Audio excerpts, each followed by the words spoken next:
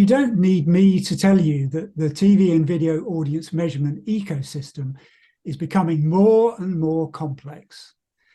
Alongside industry currencies, new services are emerging that aim to add to the body of knowledge and audience understanding, and thereby improve business decision-making. And of course, in so doing, they're looking to establish a successful commercial enterprise of their own.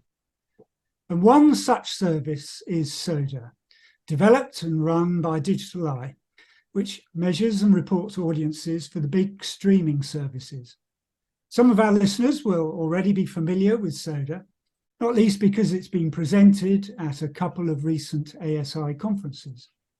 And our discussion today will focus on where SODA fits in this developing audience measurement ecosystem. And I guess the big question is, does more data really complement the industry currency services, or does it complicate things? So I'd like to welcome Matt Ross to the ASI cast. Hello, Matt. Thanks for joining us. Hi, Richard. Thank you for having me. Now, Matt, you've recently been promoted to Managing Director at Digital Eye. So can you kick things off today by telling us a bit more about what your new role involves? Yeah, absolutely. Yeah, it's a new exciting role for me. I've been with the business for around 7 years. Been heavily involved in the development of SODA over the last 3 or 4 years. But recently, I've taken on a bit more of a overall general management role for the business. So alongside a lot of the stuff that I've been doing over the last few years, managing the products, looking after the data, making sure that we're heading in the right direction, making sure that we're responding to the needs of our clients and our users. There's the obvious stuff that then comes with a management director role, which is, looking after the overall business, making sure that we are delivering on our aims as a business, which is an exciting new challenge for me. I've always been really kind of head down in the data for many of the years I've been working at Digital Eye, focused on the products. So part of the challenge is taking a step back and not being as involved on the day to day and taking yourself out of something that you really love doing. To try and help the business, overall, take the business in the right direction overall. But I'm really kind of thankful for the business owners for giving me the opportunity to take this on. And is company founder Ali Vedati still involved? He is, yeah, absolutely. He's still continuing on as CEO, so he's still working with us on a daily basis, still very much involved in the business, and is still providing his energy and his insight into everything that we do. And I hope to kind of continue that and make sure that his energy, as I said, and the statistical quality and everything that he's also brings to the work that he does is still kind of a big part of everything that we're doing going forward as well. So we're here to talk about Digital Eye's SODA service and the role that you think it can play in the increasingly complex world of TV and video measurement.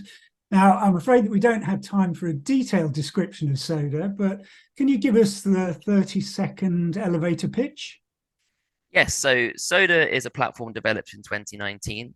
The platform initially started off by asking a sample of 1,000 in the UK to go onto their Netflix accounts and download a spreadsheet of everything that they have viewed on Netflix on their account. So each of the profiles, they could download a list and send to us. And we looked at that data and we found that it was pretty good data. In fact, it had line by line viewing of everything that somebody had streamed on each profile in that account, and it was accurate historical data all the way back through to the point in which that account had been opened. We have since expanded the product to not go down this manual approach, and we've developed a more technologically sophisticated way of being able to capture that similar data. But over the years, it's really progressed. So we've gone from measuring just Netflix in one country of a panel of 1,000 to now measuring Netflix, Amazon Prime Video. We measure HBO Max. We also measure Disney Plus now, launched only this month, and we're measuring viewing data in in 20 territories worldwide now. So we've expanded outside of Europe into Latin America, also into the US, and also we're also in areas of APAC now as well. So it's gone from being one country, one service to 20 countries, 4 services in the space of 3 years. So it's a very rapidly developing system. The real kind of just to summarize what the data is, it's full account data would be the best way to describe it. So it's data that's taken directly from the account. It contains all the viewing that takes place on any device that used by that account, and it understands the viewing that is for the full history of that account as well. So we get a real 360-degree view of what happens on each account, and it's great for analyzing content, analyzing subscriptions, and the performance of subscriptions and content on these platforms, and the interplay between them as well. So where does the SODA data fit in the measurement ecosystem? How does it complement what's available from the industry currencies? Well, I think that, the first thing would be that, not not all industry currencies in all the territories that we have SODA available are measuring this. So in those areas, it's filling a gap where there isn't measurement of these services. There is no view on what's happening at a content level, in particular on services like Netflix or Amazon, HBO, Disney. So for those countries, it's servicing a real kind of gap in the data at a viewing level. In countries where there is a measurement in place, like the UK, for example, it's a slightly different relationship there. We think it's complementary to that system. Ultimately, the systems in which, let's say Barb, the system that has data on these services, that is being collected from a panel of individuals. It's been collected for in the home viewing. A lot of the time, it's kind of on the TV set, and it's also integrated into the linear panel. So you were able to track viewing across from the likes of Netflix, Amazon into viewing onto the linear channels. So it gives that single source element into those wanting to explore that relationship between the linear and the BVODs, the SVODs.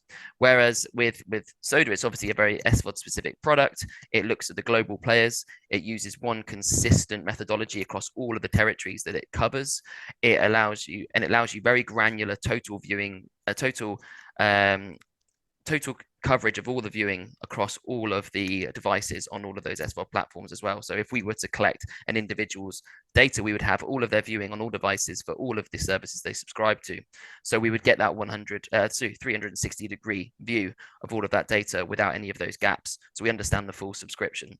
So we do think it's very complementary. We also think it's incredibly strong when it comes to content analysis, being able to understand how content is performed at the total level, how content is being watched in different countries with exactly the same methodology, a harmonized methodology, obviously being able to give you confidence that the data you're seeing in Argentina versus the data that you're seeing in Italy is directly comparable, and that you can benchmark those countries against one another and essentially treat them as demographics as well, is something that we think we deliver by being able to kind of provide a consistent, harmonized global methodology as well.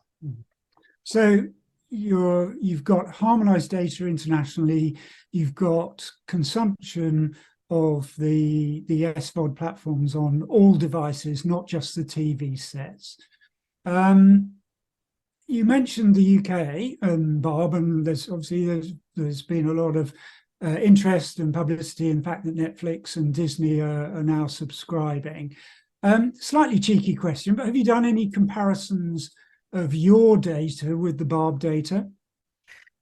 We have. I mean, we are also a Barb bureau. I mean, Digitalize History is a Barb bureau, so we've been reporting on Barb data for 20 years.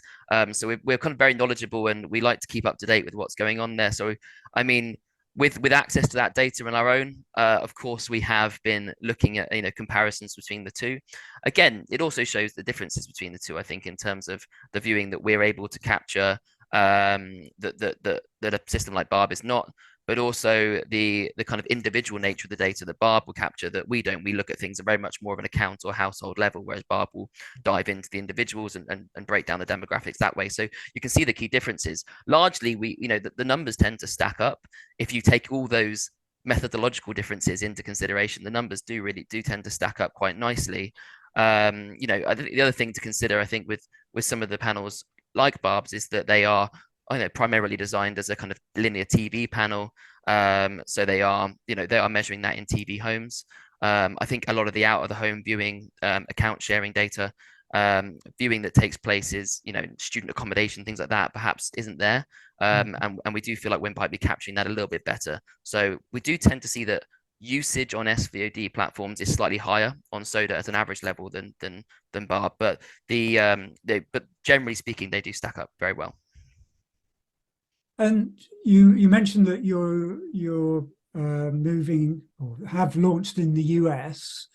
Um, Along with Nielsen, as we know, there are so many newer competing services in the US, and consequently a lot of noise. How do you expect to achieve standout there? It's a very good question. And I think that we are really, in all honesty, at the beginning of trying to understand the nature of that challenge.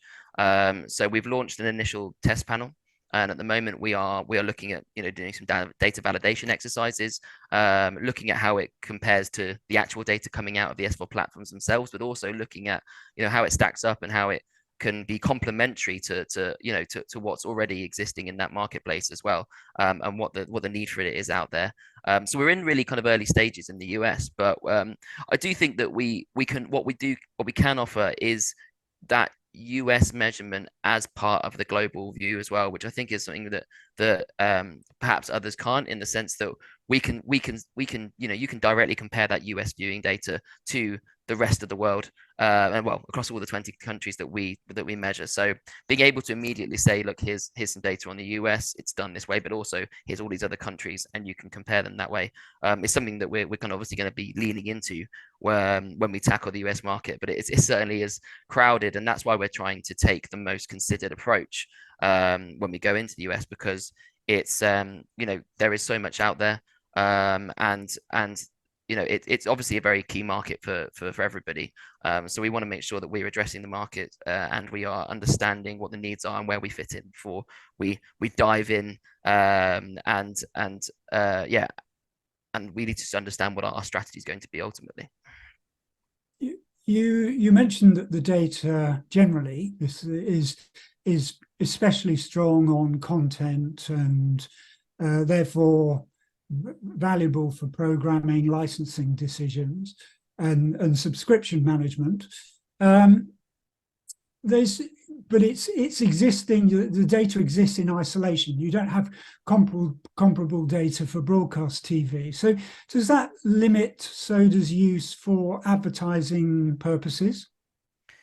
Yeah, it's a really interesting question. I think one of the spaces where we're seeing that there is a lot of work being going on is trying to understand how advertising can be measured in these spaces as these platforms start to explore ad tiers, for example. And you know what, we feel that playing to our strengths at this point in time is what we're going to do with our data. We know that it's incredibly strong for content.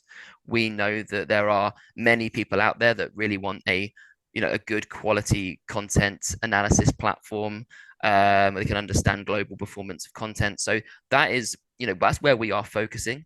We do think that there's possible capabilities down the line for Soda to be used to help understand how well ads are performing on these platforms. But right now, we do think our space is in content performance. We think that that's where it's strongest, and also that's where there is still a good amount of demand, I think, for the data.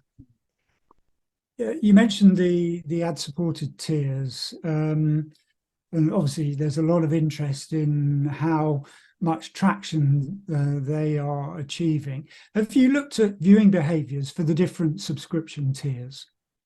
We have, yeah. It's something that's really, really interesting. So one of the data points that we're able to extract when we collect the data from our panels is what tier they're subscribing to at the point in which they supply the data to us. So we can track an individual account and see when it changes from having a premium subscription, for example, and then goes down to a standard or a basic, or even the basic with ads as well. So we can see what happens when you drop. And naturally, there are elements of those subscription tiers which will impact on the viewing levels. So for example, if you're in a premium Netflix tier, for example, you can watch on 4 devices simultaneously.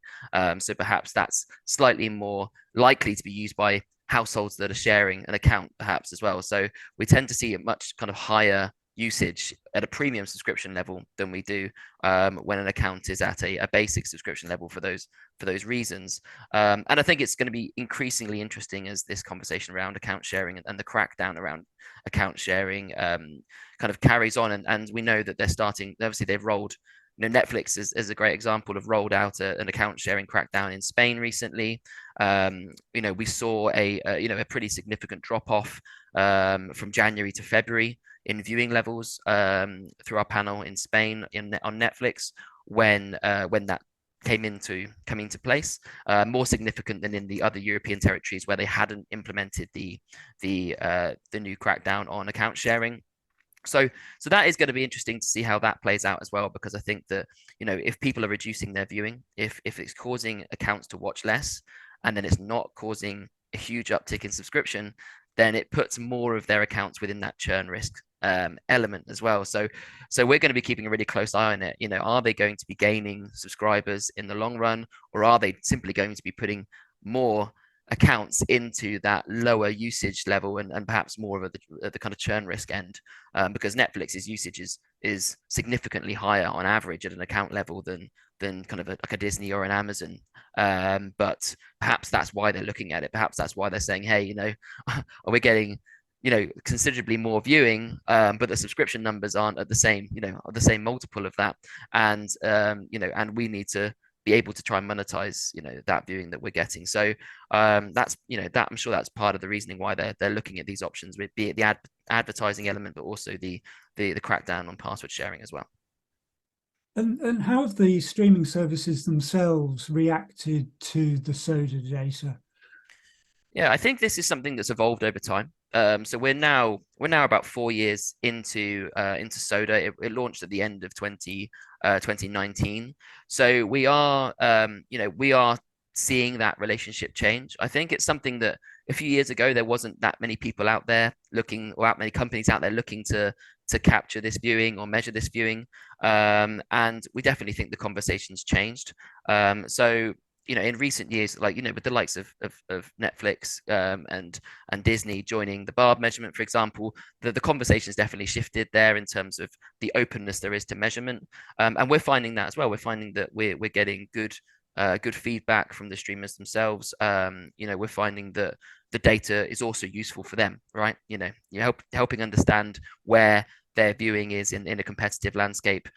What our viewers are doing when they're not watching our system. What are they watching elsewhere? What brings them in from competitive platforms? What makes them leave us into competitive platforms as well? So we can provide that competitive piece. And I think as the market's becoming more competitive, it's becoming, subscriber numbers aren't just continually growing for all of these services, then I think the competitive data becomes even more interesting and more at the forefront, because you need to understand where you can make gains or where your losses are coming from as well.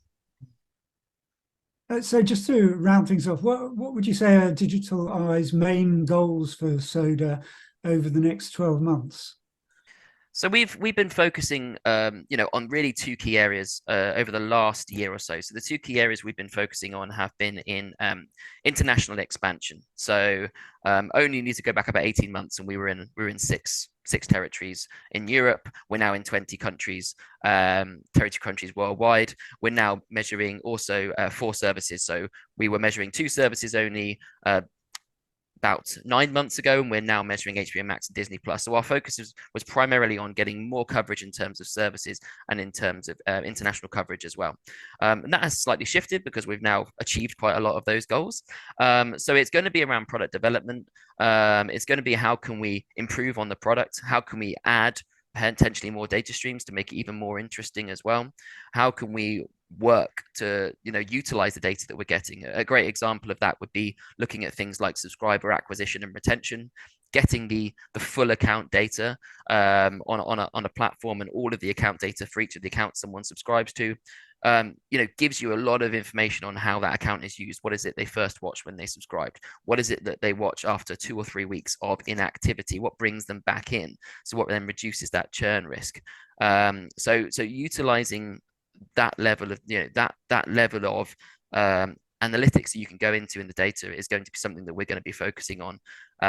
We're also looking at exploring how we can utilize other data such as further survey data. So understanding, for example, how people who are looking at potential other options. So somebody who might be a churn risk, who might say like, I'm thinking about unsubscribing to my Netflix account. What is it that they're watching? How much is their viewing reduced? And what is it that could bring them back in as well? So helping, and that plays into understanding the kind of overall streaming market, I think, and that overall kind of subscription video on demand market. Great. Well, thank you, Matt. I think it's an excellent example of the way that one company has found a creative way of gathering data that's maybe not available, at least in that form, elsewhere, and carving out a niche for itself in this increasingly complex world that we're operating in. So thank you very much. Thank you.